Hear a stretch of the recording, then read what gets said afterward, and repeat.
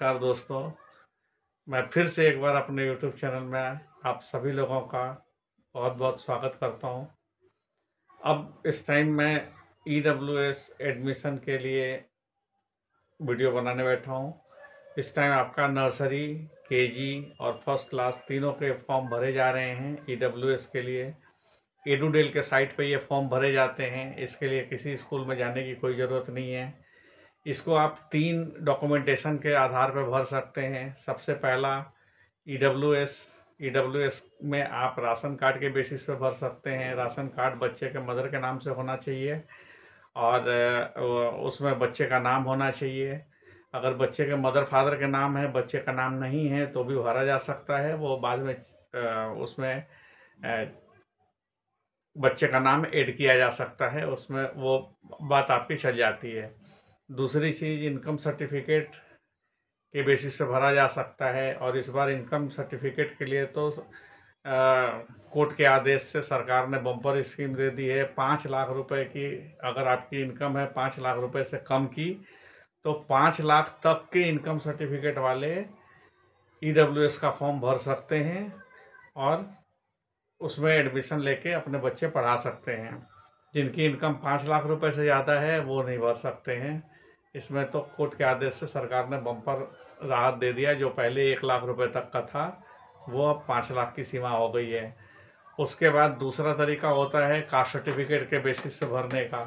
Caste certificate के basis पे अगर आप भर रहे हैं तो ये ध्यान रखें, कास्ट सर्टिफिकेट आपको इशू हो गई हो। अगर SC/ST का सर्टिफिकेट है तो SC/ST के सर्टिफिकेट के बेस पे आप भर सकते हैं DG कैटेगरी के लिए, या फिर OBC का सर्टिफिकेट है तो आप DG कैटेगरी के लिए भर सकते हैं। पर एक बात ध्यान रहे, अगर OBC का सर्टिफिकेट है आपके पास तो NCL होना ज़रूरी है। अगर आपने NCL नहीं बनवाया है और NCL अगर आपका वैलिड नहीं है तो आपका एडमिशन नहीं मिलेगा, नाम आने के बाद भी नहीं मिलेगा, ये ध्यान रखें। क्योंकि OBC का सर्टिफिकेट जब आप बनवाते हैं, जिस दिन वो सर्टिफिकेट इशू होता है 1 साल के लिए उसमें NCL वैलिड होता है। जैसे आपका NCL वो 1 साल से ज़्यादा पुराना सर्टिफिकेट होगा तो NCL तो 1 साल में लैप्स हो गया।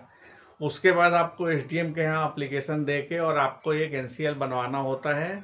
वो हर साल बनवाना होता है और जब हर साल आपको NCL बनवाना होगा, वो NCL आपकी वैलिड होगी, तभी आपको OBC सर्टिफिकेट के बेस पे एडमिशन मिलेगा। अगर आपका NCL नहीं बना हुआ है और आपने फॉर्म भर दिया है तो नाम आने से पहले आप SDM ऑफिस से अपना NCL बनवा लें। अगर बाई चांस आप किसी कारण से NCL नहीं बनवा पाएंगे और आपका नाम आ गया तो आपको एडमिशन नहीं मिलेगा, इस बात का ध्यान रखें। अगर आप इनकम सर्टिफिकेट के बेसिस पे भर रहे हैं तो इनकम सर्टिफिकेट अप्लाइड फॉर के बेसिस पे ना भरें तो ज़्यादा अच्छा है। कारण ये है कि अप्लाइड फॉर के लिए अगर आपने इनकम सर्टिफिकेट के लिए अप्लाई कर दिया और आपका इनकम सर्टिफिकेट बन के नहीं आया तो उस केस में आपको एडमिशन नहीं मिलेगा। इसलिए अगर आपके पास राशन कार्ड हो तो आप कोशिश करें कि राशन कार्ड के बेसिस पे भर दिया जाए। कारण ये है कि राशन कार्ड अगर आपको क्रेडिट कार्ड की तरह इशू हुआ है, अगर आपके हाथ में राशन कार्ड है तभी आप उसके बेसिस पे भरें। ये नहीं कि अप्लाई किया हुआ है बन के आ जाएगा और उस बेसिस पे हम एडमिशन करा लेंगे, वो नहीं होता है। उसमें प्रॉब्लम ये होती है कि जो राशन कार्ड जिन लोगों ने 5-5 साल पहले अप्लाई कर रखे हैं उनके अब तक बन के नहीं आए, तो आपके कौन से 15-20 दिन में बन के आ जाएंगे। तो इसलिए राशन कार्ड अप्लाइड फॉर के बेसिस पे कभी ना भरें। और जो डॉक्यूमेंट आपके हाथ में है, इनकम सर्टिफिकेट अगर बना हुआ है तो उसके बेसिस पे भरें। कास्ट सर्टिफिकेट अगर SC/ST का अवेलेबल है आपके पास तो उसके बेसिस पे भरें। अगर OBC का है कास्ट सर्टिफिकेट 1 साल से ज़्यादा पुराना है तो उसके बेसिस पे भर सकते हैं। पर हाथ के हाथ दूसरे दिन से आप अपना NCL के पीछे लग जाएं। NCL होगा तो आपका एडमिशन मिलेगा, नहीं होगा तो नहीं मिलेगा। इसलिए एडमिशन के टाइम में NCL OBC का सर्टिफिकेट है तो होना ज़रूरी है। इसके अलावा बाकी आप लोगों को पता है स्कॉलरशिप स्कीम क्या होती है। जिसका EWS में एडमिशन नहीं होता है वो जनरल में भी बच्चों को पढ़ा के और क्लास 1 से लेके और 12 क्लास तक का स्कॉलरशिप क्लेम कर सकता है। वो तो दिल्ली सरकार की स्कीम में आपको स्कॉलरशिप में आपको मिल ही जाते हैं। इसी में हमारे चैनल पे स्कॉलरशिप का वीडियो नीचे अवेलेबल है, आप स्क्रॉल करके उसको चेक कर सकते हैं। तो जो लोग फीस दे के स्कूल में बच्चे को पढ़ा रहे हैं SC/ST OBC वो सब स्कॉलरशिप के लिए एंटाइटल हैं। और उसके लिए जस्ट हर साल एक इनकम सर्टिफिकेट बनाना होता है। पहले इनकम सर्टिफिकेट बन के आ जाए नवंबर दिसंबर में अप्लाई कर दो, इनकम सर्टिफिकेट बन के आ जाए 3 लाख से कम का। फिर 3 लाख से कम का बन के आ जाता है तो उसके बेसिस पे आप स्कॉलरशिप भर सकते हो। स्कॉलरशिप भर के भी आप अपने बच्चे को पढ़ा सकते हो। अब बाकी अभी EWS का एडमिशन ओपन है। अभी आप अपना एडुडेल पे फॉर्म भरोगे तो आपका नर्सरी, केजी और फर्स्ट 3 क्लास का एडमिशन आपका नर्सरी उसमें EWS में हो जाएगा। EWS के जो फॉर्म भरे जाते हैं उसमें एक चीज़ का ध्यान रहे कि कोई भी गलत इन्फॉर्मेशन ना दें, और जो जो कॉलम उसमें पूछा गया है वो सारे इन्फॉर्मेशन दें।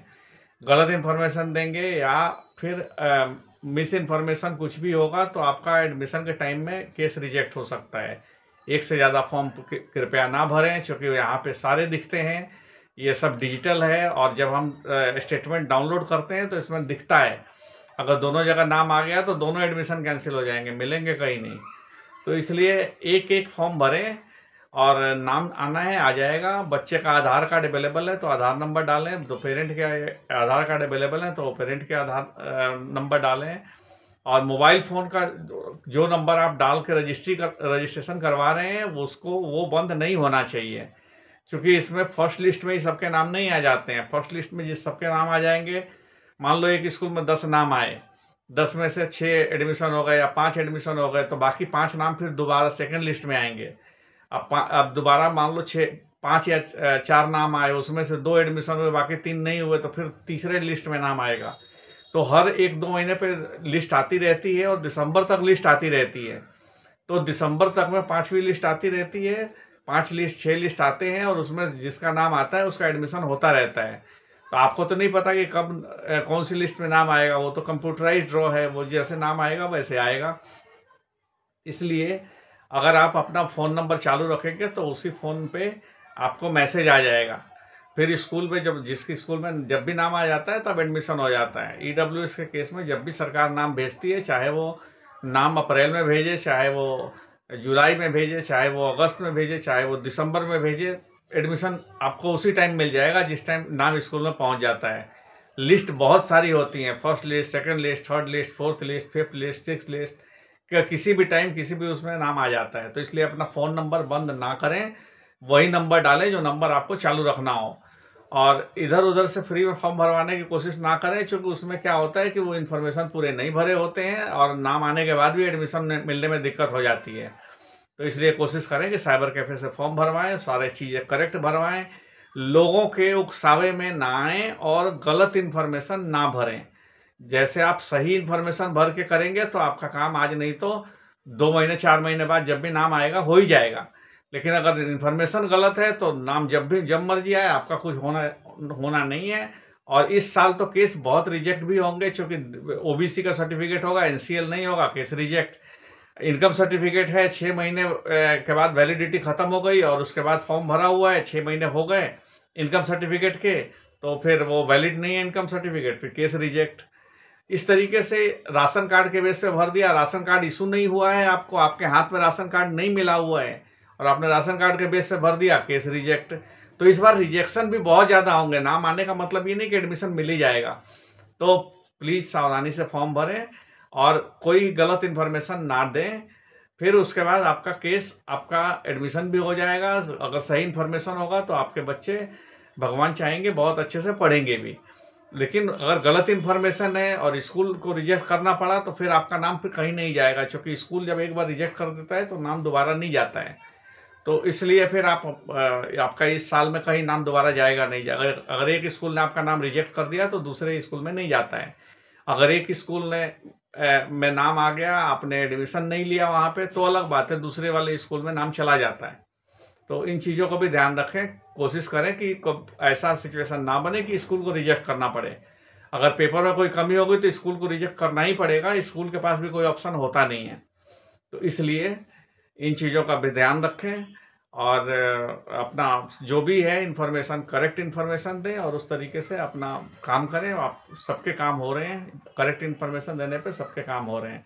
बस इतनी सी बातों के साथ मैं अपने बात को विराम देता हूँ। और वीडियो अगर अच्छा लगे तो बाकी लोगों को फॉरवर्ड करें। जिनके बच्चे EWS में फॉर्म भरवाना है उनको सपोर्ट करें कि वो अपना भरवाएं और अपने बच्चे EWS में पढ़ाएं या स्कॉलरशिप से पढ़ाएं। और इसको फॉरवर्ड करके लोगों को एजुकेट करेंगे। तो ये एजुकेशन पर्पस के लिए ही ये बनाए गए हैं वीडियो। और सब्सक्राइब करके रखेंगे तो इस तरीके से रिलेटेड जो चीज़ें आती है उसका मैं वीडियो अक्सर बना दिया करता हूँ। और अभी जो ये फॉर्म भरे जा रहे हैं ये 19 तारीख तक भरे जाएंगे, 19 फरवरी तक भरे जाएंगे। उसके बाद लकी ड्रॉ होगा और उसके बाद नाम आ जाएगा, फिर आपके पास इन्फॉर्मेशन आ जाएगी। तो इसलिए जो बताए गए हैं बातों को ज़रा ध्यान से, अगर एक बार में कुछ क्लियर नहीं हो तो दोबारा सुन लें। पर इन चीज़ों को सीरियसली अगर आप ध्यान देके आप अपना फॉर्म भरेंगे तो आपका केस रिजेक्ट नहीं होगा। क्योंकि जिन जिन चीज़ों पे रिजेक्शन होना है वो सारी चीज़ें मैंने आपको वीडियो में बता रखा है। उन चीज़ों से अगर आप आपने बचा लिया अपने आप को तो आपका केस रिजेक्ट नहीं होगा। और कोशिश करें कि रिजेक्ट ना हो, नाम आने के बाद आपका एडमिशन मिल जाए। क्योंकि अब नाम भी बहुत मुश्किल से आना है। अभी क्या था कि 35,000 36,000 के आसपास सीट होता है। पहले क्या था कि 1.5 लाख 2 लाख फॉर्म भरे जाते थे जब इनकम की क्राइटेरिया 1 लाख की थी, या 5 लाख की है। तो आप ये मान के चलो कि 5 लाख से कम तो फॉर्म भरे नहीं जाएंगे। बहुत सारे और नए क्लाइंट जुड़ जाएंगे ना इसमें, 5 लाख तक की इनकम तक के वाले लोग फॉर्म भरेंगे। अब जब 5 लाख फॉर्म भरा गया है और 35,000 36,000 सीट है तो रिजेक्शन भी तो बहुत तगड़ा होगा ना। फिर अगर आपकी पेपर में ज़रा सी भी कमी होगी केस रिजेक्ट होगा, तो रिजेक्शन भी तगड़े होंगे। तो इसलिए गलत इन्फॉर्मेशन देकर भरने का कोई फ़ायदा नहीं है।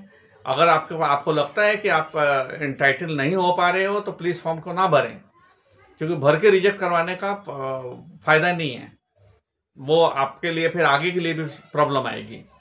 तो इसलिए बहुत बहुत धन्यवाद आपको इन्फॉर्मेशन लेने के लिए। और इन चीज़ों को ध्यान से भरेंगे तो आपको एडमिशन भी मिलेगा और बच्चों की पढ़ाई भी अच्छी होगी। थैंक यू वेरी मच के साथ मैं इस वीडियो को यहीं पे समाप्त करता हूँ।